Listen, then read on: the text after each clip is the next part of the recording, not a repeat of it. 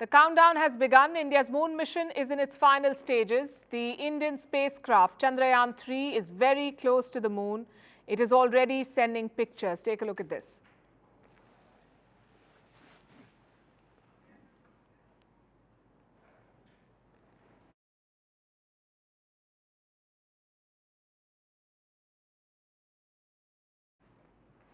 Well, so far it is looking good. India's space agency ISRO is confident about a successful landing, fingers crossed. The name of the mission is Chandrayaan 3. In Hindi, Chandrayaan means moon craft. Now, this mission is largely a do-over. Almost 4 years back, India had tried to land a spacecraft. That mission too was called Chandrayaan.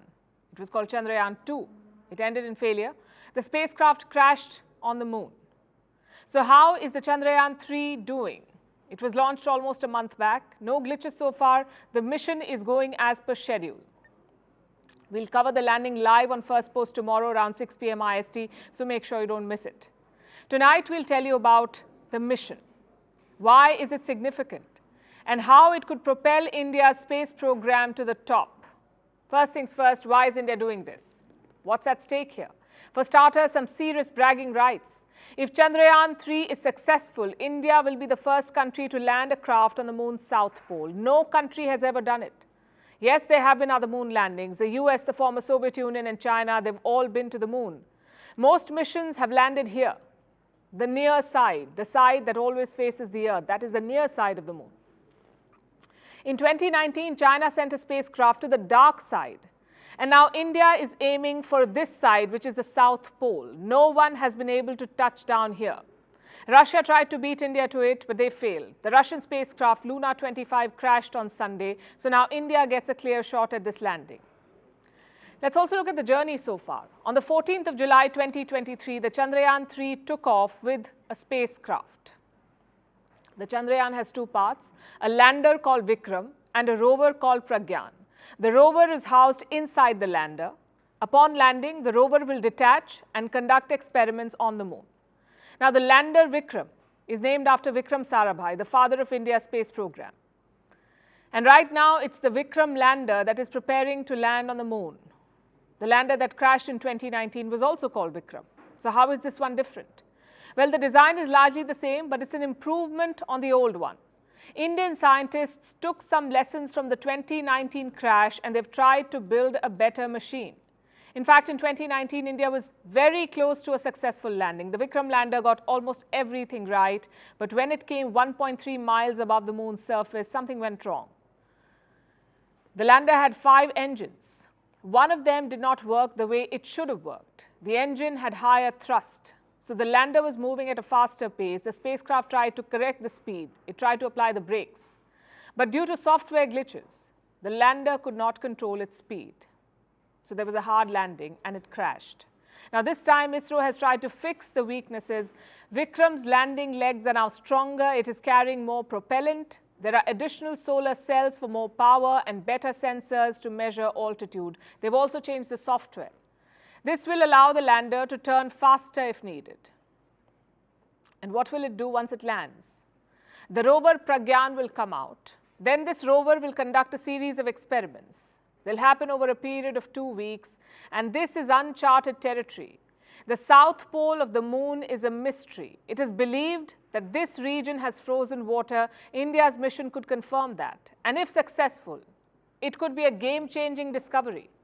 It throws open many possibilities, like enabling human settlements on the moon. The water bodies could also be a reservoir for fuel, for oxygen, for drinking water. Like I said, many possibilities here. It all hinges on the success of this mission. You'll have to wait until tomorrow to see how it goes, but either way, it is a win, we say. It is a win because just by launching, ISRO has pulled off the impossible. And I say this because this operation, like most of their operations, were conducted on a shoestring budget. Look at the numbers from 2022. America's NASA has the biggest budget, almost $62 billion.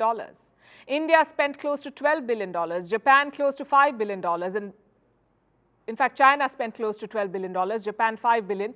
And where does India stand? Right at the bottom, with a budget of less than $2 billion. In fact, the tales of ISRO's cost efficiency are well known. India's space missions are cheaper than Hollywood films. I'm sure you know that. The most famous example is Mangalyaan, the world's cheapest Mars mission. In 2014, India sent the Mangalyaan at a cost of $73 million. This was less than the budget of the movie Gravity. The film cost $100 million. India's Mars mission, $73 million. And that has become the USP of India's space program. It's value for money. And yet they keep setting bigger, more ambitious targets for themselves. The Chandrayaan 3 is the first step towards this, a bridge towards future missions. In a statement, ISRO has said that Chandrayaan 3 has an objective of developing and demonstrating new technologies required for interplanetary missions. Their next project is Gaganyaan, India's first mission to take astronauts to space. It was supposed to lift off in 2022, but after the failure of Chandrayaan 2, it had to be delayed, so Gaganyaan could now launch in 2025. ISRO is also planning a joint mission with JAXA, that's Japan's space agency. Again, this is a lunar mission. It will explore the poles of the moon. India is increasing its collaboration with the Americans too. NASA and ISRO want to do a mission together. It's planned for 2024 at the International Space Station. And recently, India joined the Artemis Accords too. This is a US-led international partnership. 26 countries have signed up so far. The program is closely linked to America's own space priorities. NASA plans to launch an Artemis mission. It will send astronauts back to the moon, and this time they will explore ways to build a space camp. What purpose will that serve, a space camp? It can become a future base, a base for humans to conduct space launches from the moon and to carry out deep space exploration. The Chandrayaan 3 might end up contributing on this front too. It will study the surface of the moon and its potential for resources. In fact, the Chandrayaan 3 might change the way we look at the moon. The big day is tomorrow. We're keeping our fingers crossed and hoping for the best.